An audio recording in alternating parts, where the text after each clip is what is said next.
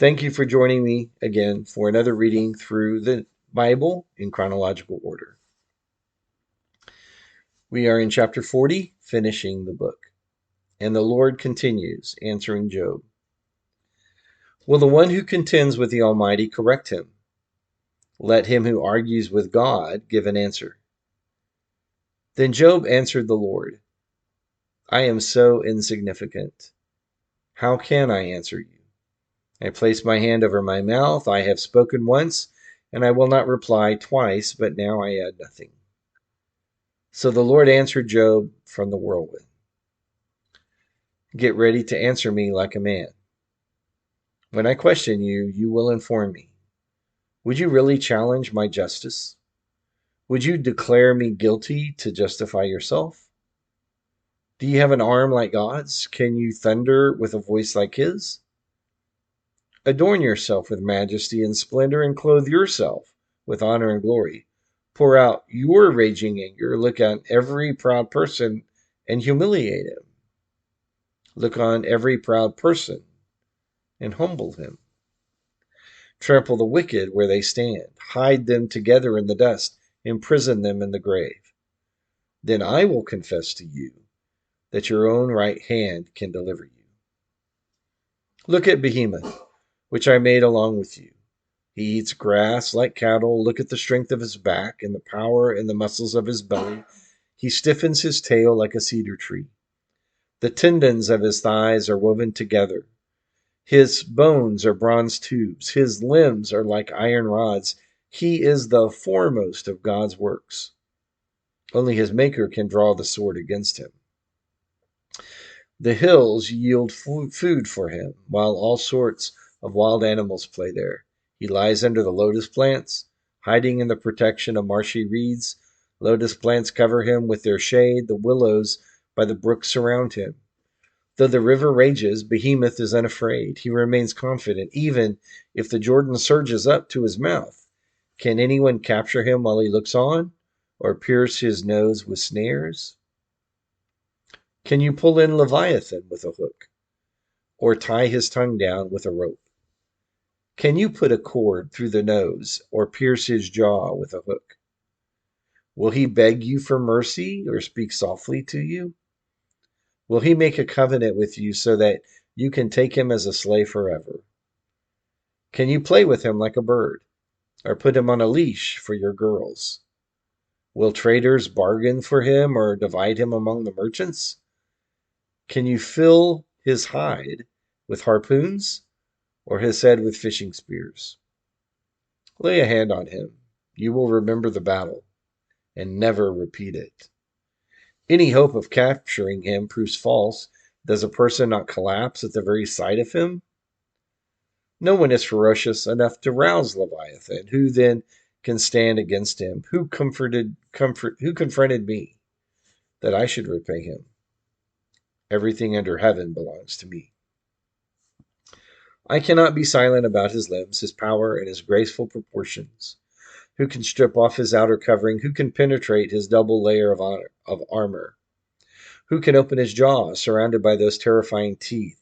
His pride is in his rows of scales, closely sealed together. One scale is so close to another that no air passes between them. They are joined to one another, so closely connected they cannot be separated. His snorting flashes with light, while his eyes are like the rays of dawn. Flaming torches shoot from his mouth, fiery sparks fly out, smoke billows from his nostrils, as from a boiling pot or burning reeds. His breast sets coals ablaze, and flames pour out of his mouth. Strength resides in his neck, and dismay dances before him. The folds of his flesh are joined together, solid as metal and immovable. His heart is as hard as a rock, as hard as a lower millstone. When Leviathan rises, the mighty are terrified. They withdraw because of his thrashing. The sword that reaches him will have no effect, nor will a spear, a dart, or an arrow. He regards iron as straw, and bronze as rotten wood. No arrow can make him flee. Sling stones can become like stubble to him. A club is regarded as stubble, and he laughs at the sound of a javelin. His undersides are jagged potsherds, spreading the mud like a threshing sledge. He makes the depths seethe like a cauldron. He makes the sea like an ointment jar. He leaves a shining wake behind him. One would think the deep had gray hair. He has no equal on earth. A creature devoid of fear. He surveys everything that is haughty. He is king over all the proud beasts. Then Job replied to the Lord, I know that you can do anything, and no plan of yours can be thwarted. You asked, who is this who conceals my counsel with ignorance? Truly, I spoke about things I did not understand, things too wondrous for me to know. You said, listen now, and I will speak. When I question you, you will inform me. I had heard reports about you, but now my eyes have seen you. Therefore I reject my words and am sorry for them. I am dust and ashes. After the Lord had finished speaking to Job, he said to Eliphaz the Temanite, I am angry with you and your two friends, for you have not spoken the truth about me as my servant Job has. Now take 7 bulls and 7 rams, go to my servant Job, and offer a burnt offering for yourselves. Then my servant Job will pray for you. I will surely accept his prayer and not deal with you as your folly deserves. For you have not spoken the truth about me, as my servant Job has. Then Eliphaz the Temanite, Bildad the Shuhite, and Zophar the Naamathite went and did as the Lord had told them, and the Lord accepted Job's prayer. After Job had prayed for his friends, the Lord restored his fortunes and doubled his previous possessions. All his brothers, sisters, and former acquaintances came to him and dined with him in his house. They sympathized with him and comforted him concerning all the adversity the Lord had brought on him. Each one gave him a piece of silver and a gold earring.